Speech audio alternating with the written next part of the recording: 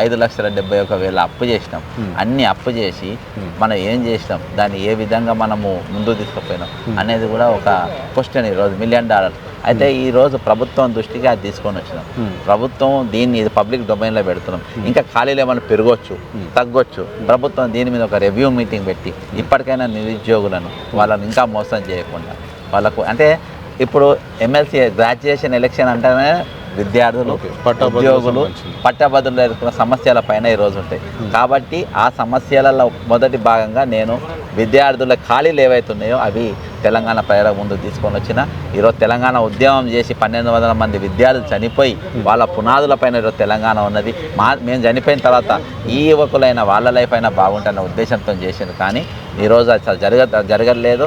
కనీసం ఇప్పుడైనా ముఖ్యమంత్రి గారు చేస్తారనే ఉద్దేశం, ఎందుకంటే ఆయన స్టేట్మెంట్ ఎన్నికల సమయంలో స్టేట్మెంట్ ఇచ్చింది కాబట్టి నేను ఆయన దృష్టికి తీసుకువెళ్ళడం జరిగింది.